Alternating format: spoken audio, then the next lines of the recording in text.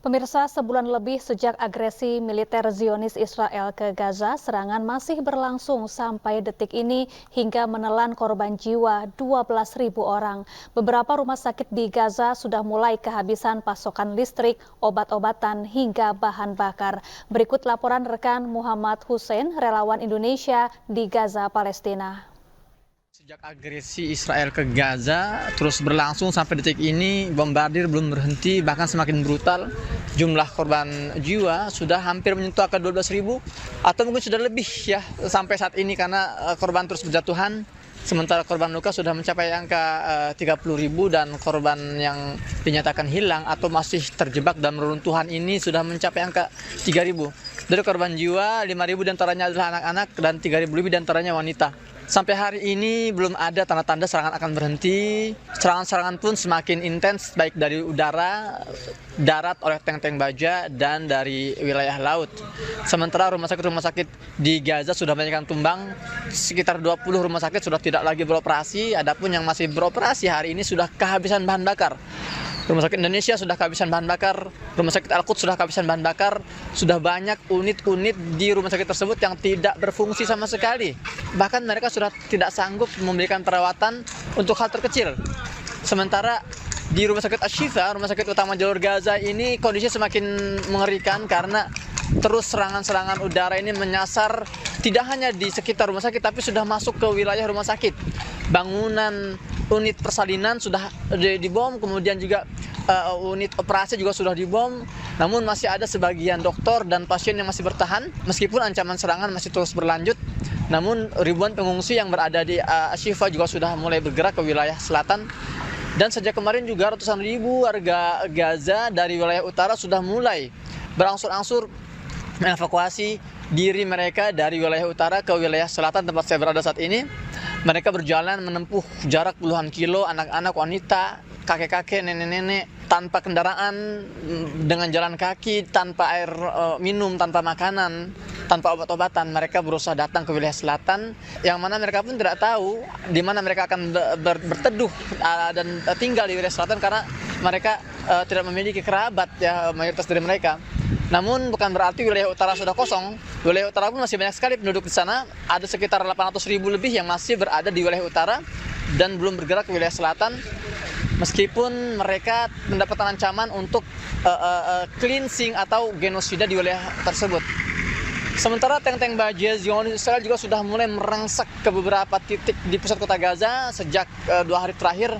Namun tadi malam dalam pertempuran hebat, banyak tank-tank baja Zionis ini yang hancur lebur karena terkena penyergapan masif dari para pejuang-pejuang Gaza yang terus mempertahankan wilayah Gaza sejauh ini.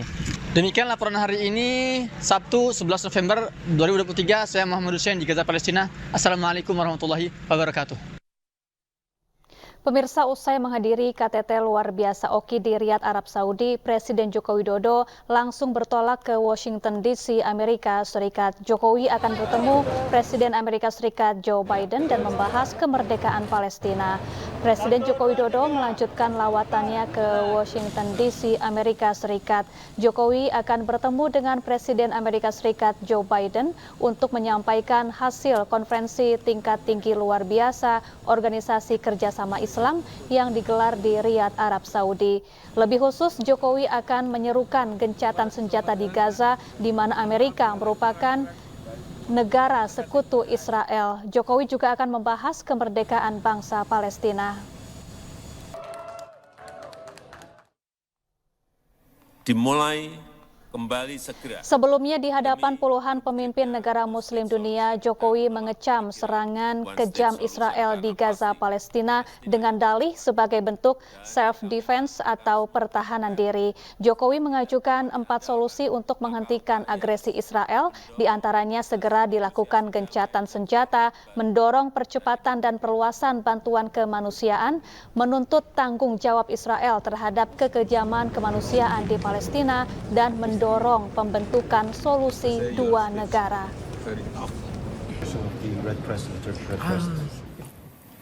Indonesia mendukung penyelenggaraan KTT OKI dan tepat sekali ini dilakukan dan OKI harus mampu menghasilkan hal-hal yang konkret agar kekejaman Israel di Gaza dapat segera dihentikan. 1 bulan telah terjadi kekejaman ini dan dunia seolah-olah tidak berdaya. Lebih dari 7,9 miliar penduduk dunia dan lebih dari 190 pimpinan negara, tapi sampai saat ini tak satu pun yang mampu menghentikan kekejaman ini. Oleh karena itu, OKI harus bersatu dan berada di depan untuk penyelesaian masalah ini. Saya ingin menyampaikan beberapa hal yang konkret. Yang pertama, gencatan senjata harus dapat segera dilakukan. Tanpa gencatan senjata, situasi tak akan membaik. Pemirsa, Presiden Joko Widodo mendesak Organisasi Kerjasama Islam untuk memaksa Israel melakukan gencatan senjata. Jokowi juga menyoroti narasi Israel yang menyebut self-defense, namun pada faktanya warga sipil termasuk perempuan dan anak-anaklah yang menjadi korban. Berikut laporan Rian Kadiza dari Riyadh, Arab Saudi. Dalam konferensi tingkat tinggi luar biasa Organisasi Kerjasama Islam di Riyadh, Arab Saudi, Presiden Joko Widodo menyampaikan 4 hal terkait penyelesaian masalah di Gaza, Palestina. Presiden Joko Widodo mempertanyakan mengapa hingga kini belum ada satupun pihak yang bisa menghentikan kekejaman yang dilakukan Israel di Gaza, Palestina. Poin pertama yang disampaikan oleh Jokowi yakni harus adanya gencatan senjata, karena tanpa gencatan senjata kondisi di sana tidak akan pernah membaik. Terlebih, Israel menggunakan narasi self-defense, namun pada faktanya yang mereka serang yang menjadi korban adalah warga sipil, termasuk anak-anak dan perempuan. Kedua, Presiden meminta OKI untuk bisa terus memberikan bantuan dan juga memperluas bantuan untuk korban-korban di Palestina. OKI harus memiliki skema yang tepat dalam memberikan bantuan tersebut. Yang ketiga, OKI harus mendesak Israel melakukan pertanggungjawaban atas kekejaman yang selama ini sudah dilakukan terhadap Palestina. Dan yang keempat, Presiden Joko Widodo meminta OKI harus mendesak agar perundingan kembali dimulai untuk menemukan two-state solution. Tidak hanya one-state solution, karena bisa dipastikan jika hanya one-state solution, maka Palestina lah yang akan dirugikan. Di akhir pidatonya, Presiden Joko Widodo juga menyampaikan bahwa setelah ini akan ke Amerika Serikat untuk melakukan pertemuan bilateral dengan Presiden Joe Biden. Ia pun meminta izin kepada para petinggi pada pimpinan Organisasi Kerjasama Islam untuk menyampaikan hasil dari pertemuan OKI ini ke Presiden Joe Biden. Kita beralih ke informasi lain, pemirsa. Tim nasional Indonesia U17 kembali jalani latihan jelang laga keduanya melawan Panama di Piala Dunia U17 besok. Anak asuhan Bima Sakti melakukan evaluasi atas hasil seri melawan Ekuador.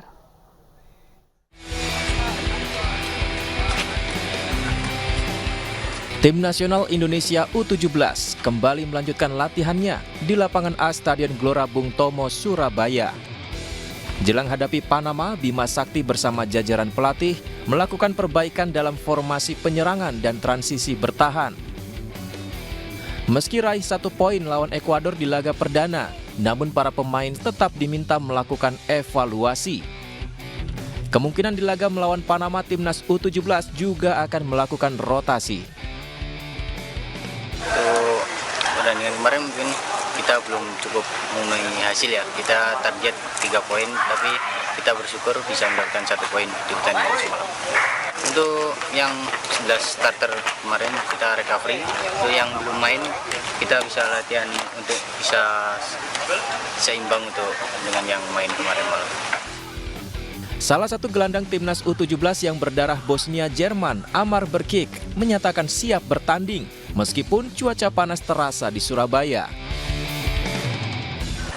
The weather conditions in Surabaya are a little bit hotter, but because of the training in Jakarta, it came a little bit normal for me now, and I think the team spirit, everything, it will get better. Di laga berikutnya, timnas Indonesia U17 menargetkan 3 poin melawan Panama di pertandingan lanjutan grup A Piala Dunia U17. Pertandingan tersebut berlangsung di Stadion Gelora Bung Tomo, Surabaya pukul 19.00 waktu Indonesia Barat. Mampukah anak-anak asuhan Bima Sakti mewujudkannya? Tim Liputan iNews melaporkan. Pemirsa, ribuan peserta dari Indonesia dan mancanegara mengikuti acara Jambore Sepeda Lipat Nasional ke-12 di Kota Batam, Kepulauan Riau. Acara tersebut sekaligus menjadi bukti bahwa Kota Batam siap untuk menjadi kota pariwisata bertaraf nasional hingga internasional.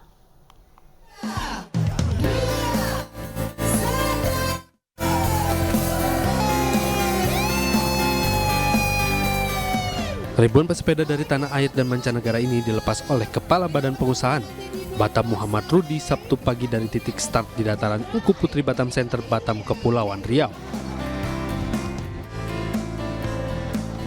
Acara Jambore Sepeda Lipat Nasional atau Jamselinas ke-12 diikuti 2.500 lebih peserta dari 38 provinsi di Indonesia.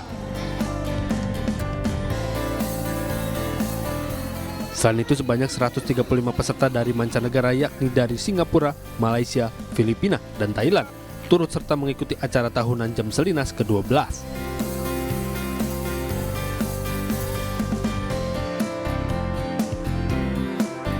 Seluruh peserta memulai rute dari titik start dataran Engku Putri Batam Center dan finish di Nufasa Bay Nongsa dengan jarak lintasan 27 km. Jambore Sepeda Lipat Nasional yang rutin diselenggarakan sejak tahun 2011, pada tahun ini di Kota Batam menjadi tuan rumah.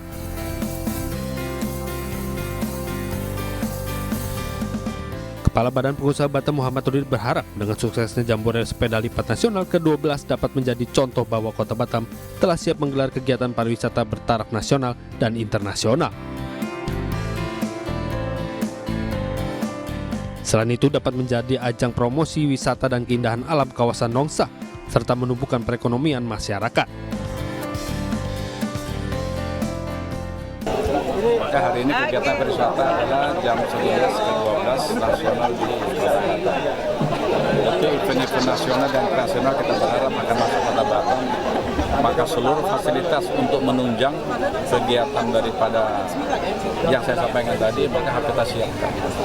Ini menjadi contoh yang kesekian kali kegiatan nasional. Mudah-mudahan ke depan orang sudah bisa melirik dan sekalian mempromosi sebetulnya. Kegiatan promosi salah satu mereka akan melewati seluruh jalur jalan yang telah kita bangun, tentu mereka akan berpose, berfoto bersama, sehingga itu menjadi satu momen promosi Kota Batam.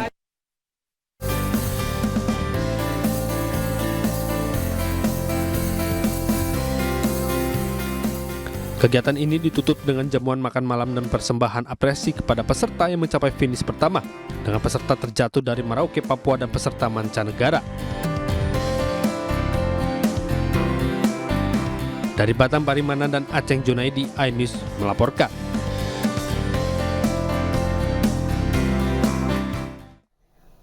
Calon Presiden Partai Perindo Ganjar Pranowo tiba-tiba jadi barista saat menyerap aspirasi warga Asahan, Sumatera Utara. Selengkapnya sesaat lagi, tetaplah bersama kami.